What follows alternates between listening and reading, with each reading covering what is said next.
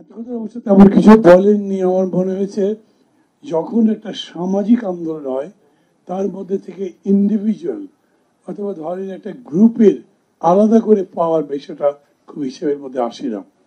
এখন পর্যন্ত সামগ্রিকভাবে এই এত বড় অভ্যুত্থানের মধ্যে দিয়ে এই জাতি কি পেয়েছে, দেশ কি পেয়েছে, এটা বোঝার জন্য, দেখবার জন্য, উপলব্ধিতে আসার জন্য সম্ভবত আরো কিছু সময় লাগবে।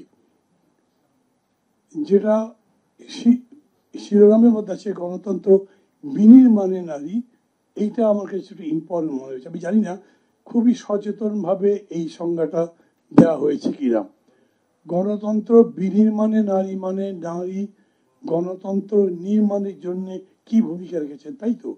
আমার যদি বোঝার ভুল না হয়, নারী তো নিজেই গণতন্ত্রের জন্য নির্মিত নয়। ধরেন কয়েকটা আগের কথা বলছি।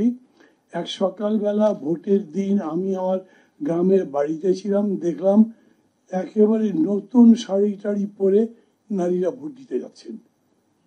এর একটা উৎসবের মতো, ঈদ উৎসবের মতো। তো আমি দুইজনকে জিজ্ঞেস করেছি কি ব্যাপার, বলে ভোট দিতে যাচ্ছি। কাকে ভোট দেবেন? একটা মার্কার কথা বললো। আমার ওই মার্কা যে দাঁড়িয়েছে লোকটা তো খুব খারাপ। বলে কে দাঁড়িয়েছে? তো আমি নাম বললাম, তো খুবই খারাপ লোক। আমি তো ওকে ভোট দিতে যাবেন? আমরা ওকে ভোট দেবো না, আমরা মার্কাকে ভোট দেবো। এরা কি গণতন্ত্র নির্মাণ করবে? আমি নারীদের ছোট করার জন্য বলছি না, আমি বলছি এই নারীকে জাগানোর কথা আমাদের। যেভাবেই বলেন গণতন্ত্র, যদি এখানে একজন আইনজীবী বক্তৃতার সময় বলেছেন যে উনি রাজনীতির বাইরে থেকে এই সাবজেক্টের উপরে কন্ট্রিবিউট করতে চান, আমি মনে করি গণতন্ত্র আগা পাশতলা সব সহ একটা পলিটিক্যাল কনসেপ্ট। এবং এই পলিটিক্যাল কনসেপ্ট মানে যার মধ্যে কালচার আছে, ইকোনমিক্স আছে, জীবনের প্রায় সমস্ত ক্ষেত্রকে গণতন্ত্র স্পর্শ করে আমি মনে করি। এই সব কিছুকে স্পর্শ করে যদি আপনি সেটা নির্মাণ করতে চান, তার মানে আপনার ভিশন, আপনার অ্যাক্টিভিটি, আপনার হাতও অত লম্বা হতে হবে। আর এক দুপুরে আমি ওই গ্রামের বাড়িতে আছি, হঠাৎ এক নারীর বিকট কান্না। আমি খুব অবাক হয়ে গেলাম, এখন এটা কি ব্যাপার? তো যেটা হয়েছে, আমার আমি যেখানে আছি ওই বাড়ি থেকে একটু দূরে গেলাম, সেখানে গিয়ে দেখি এক নারীকে তার হাজবেন্ড ধরে এরকম মোটা লাঠি দিয়ে পিটিয়েছে, উনি মাটিতে গড়াগড়ি করে কাঁদছেন। আর ওনার হাজবেন্ড একটা লাঠি ধরে দাঁড়িয়ে আছে, তার এখনো রাগ কমে নাই। তো আমি গিয়ে তার প্রথম লাঠিটা কেড়ে দিলাম, তারপর তার হাত ধরে বললাম যে আর একবার যদি হাত ওঠে তাহলে হাতটা আমি ভেঙে দেবো। কেউ একজন আমার হাত ধরে টান দিয়েছে, তাকিয়ে দেখলাম আর একজন নারী, তার পরিচয় আমি দিচ্ছি না। আমি কি ব্যাপার? ওরা জামাই বউ মারামারি করে, তোমার কি এখানে? যাও, এটা তোমার কোনো কাজ নাই। আমি একদম বেকুব হয়ে গেলাম। অ্যান্ড বিলিভ মি, ওইখানে যারা দাঁড়িয়েছিল সবাই আমাকে এটাই বলল। আমি প্রথমত মনে করি এই যে গণতন্ত্র বলছেন, it is a social concept, cultural concept, যেরকম করেই বলেন, এই কালচারই যতক্ষণ না চেঞ্জ হবে ততক্ষণ পর্যন্ত বেসিক্যালি বদলাতে পারবেন না। এটা চেঞ্জ হয়, একটা তো এভলিউশনারি প্রসেস আছে, গ্র্যাজুয়ালি হয়, ধীরে ধীরে। কোন সময় যে একদম মৌলিকভাবে পরিবর্তন হয় আমরা টের পাই না। আবার একটা হতে পারে যেটাকে বিপ্লবী প্রক্রিয়া বলতে পারি, বা একটা অভ্যুত্থানের মধ্যে দিয়ে বলতে পারি।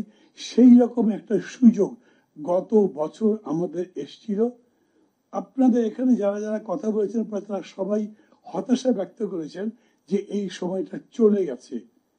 আমি আপনাদের সঙ্গে পার্শিয়ালি অ্যাগ্রি করি। আমি আবার বলি, পার্শিয়ালি আমি অ্যাগ্রি করি না। কারণ আমি মনে করি এখন পর্যন্ত গত বছরের আগস্ট এবং জুলাইয়ে যে অভ্যুত্থান হয়েছে তার ফলাফল আমাদের কাছে পুরোপুরি আসেনি। তার ফলাফল বা তার প্রতিক্রিয়া হয়তো আমরা সামনে আরো দেখব। এমন হতেই পারে এত জুলাই সনদে যে হুলস্থুলটা করছি, এরপরে যে নির্বাচন হলো, নির্বাচনের পরে যারা আসলো তার এটা উল্টে দিল। কারণ আমি অনেকগুলো নোট অফ ডিসেন্ট দিয়েছিলাম, আমারটা মানেননি, সেটা স্বীকার করেন না। আমি বলে রেখেছিলাম আমি যদি জনগণের রায় পাই তাহলে আমি আমারটা রাখবো, আপনাদেরটা চলবে না। খেয়াল করে দেখবেন আমার হাতে সেই ইনস্ট্রুমেন্ট আছে, আমি বদলে দিতে পারি। এই জন্যে শেষ কথা বলি, আমি আপনাদের এই বক্তব্যের সাথে সম্পূর্ণ একমত হচ্ছি। রাজনৈতিক দলগুলোর কমিটমেন্ট লাগবে এই ব্যাপারে। সোশ্যাল চেঞ্জের ব্যাপারে, নতুন বাংলাদেশ গড়বার ব্যাপারে, বাংলাদেশ যে বদলে দেবে তার ব্যাপারে রাজনৈতিক দলগুলো যদি কমিটমেন্ট না করে কিছু বদলাবে না। Ultimately politics is the commander, others যা আছে সোসাইটি, কি বলে কালচার, গেমস যাই বলেন সবই কমান্ডেড বাই পলিটিক্স। ওই পলিটিক্স যার হাতে থাকবে উনি নির্মাণ করবেন। আমি আপনি সেমিনার করতে পারবো কিন্তু বদলে দিতে পারবো না। দেখেন আমাদের কালচারের মধ্যে কেমন আছে, এই যে সবাই আমরা বললাম না অভিযোগ নারীদের জায়গা নেই, এখানে এখানে সুযোগ থাকা উচিত ছিল নাই, রাজনীতিতে তারা নেই। আমার পার্টি সেন্ট্রাল কমিটিতে অল টুগেদার 35 জনের মধ্যে 5 জন নারী আছেন।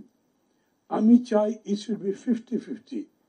আমি গত 10 বছর এটা পারিনি।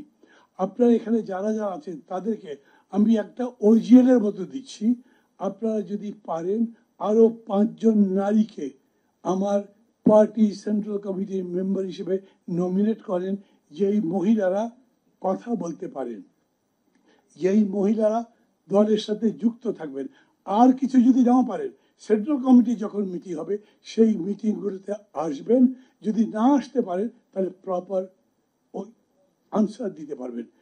থানা কমিটি, জেলা কমিটিগুলোতে নারী সদস্য পাওয়া যায় না। আমি জানি না সাকি এখানে আছে, সাকি আরো বলতে পারবে, ওরা অবশ্য আরো বেশি চেষ্টা করে। তার মধ্যে লিমার মতো একটা অ্যাক্টিভ নারী পেলে তো অনেক সুবিধাই হয়, হয়তো আরো বেশি আনতে পারে। বাট আমি দেখি যে গ্রাম এলাকাতে কেউ আসতে চায় না।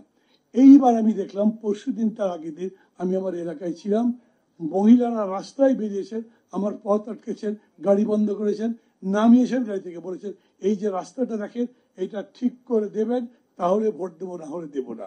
নারীরা বলছেন। এইরকম করে নারী যদি এখানেও বেরোতে পারে, যেরকম ট্রাম্পের বিরুদ্ধে 5 লাখ নারী গত ভোটের সবাই দাঁড়িয়েছিল না, মিছিল করেছিল, এরকম দাঁড়াতে যদি পারেন তাইলে কিছু হবে। না হলে প্রয়াত জনাব আহমদ সাফার কথা আপনাদের মনে করে দিই, উনি বলেছেন যুগে যুগে নারী আন্দোলন, নারী মুক্তি আন্দোলন পুরুষরাই করেছে। আমি বলছি না, সাফা ভাই বলেছেন। Thank you.